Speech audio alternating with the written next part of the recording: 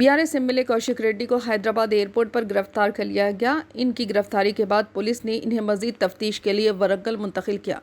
हुजूराबाद से भारत राष्ट्रीय समिति के एमएलए पार्टी कौशिक रेड्डी को वरंगल सूबेदारी पुलिस ने एक कान के मालिक को धमकी देने के इल्ज़ाम में शमशाबाद एयरपोर्ट से गिरफ्तार कर लिया गया था। गिरफ्तारी के बाद पुलिस ने उन्हें मजीद तहकीकात के लिए वरंगल मुंतकिल किया। इत्तलात के मुताबिक कौशिक रेड्डी के खिलाफ BNS सेक्शन के तहत 352 के तहत मुकदमा दर्ज किए गए, जो कि कत्ल और हमले के मुतरादिफ मुजरिमाना कत्ल की कोशिश से मुतालिक हैं। मजीद तफसीलात का इंतजार है।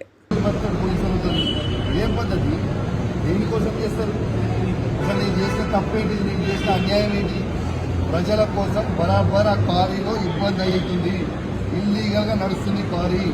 అది రేవంత్ రెడ్డి బేనామీ, సీతక్క బేనామీ, కడియం శ్రీహరి బేనామీ, ఎమ్మెల్యే నాగరాజ్ బేనామీ.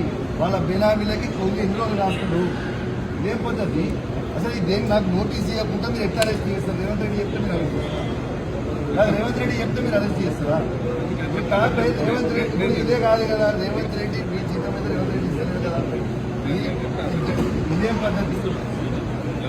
ఇది పద్ధతి కాదు కదా. ఇదేం పద్ధతి? ఇది పద్ధతి కాదు కదా.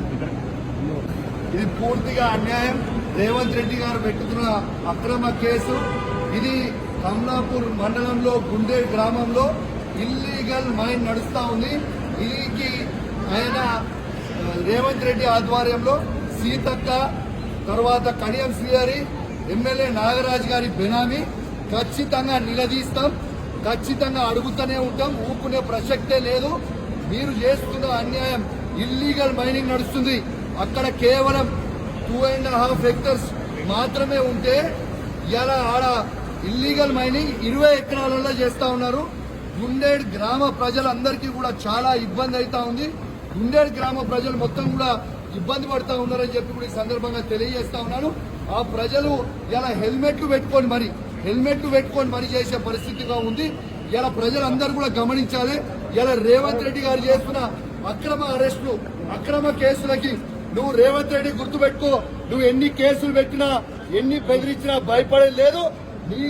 నీ సంగతి తప్పకుండా చెప్తాం. ఖచ్చితంగా ప్రజలన్నా చెప్తాం. ఖచ్చితంగా చెప్పే ప్రయత్నం చేస్తాం. జై తెలంగాణ, జై కేసీఆర్.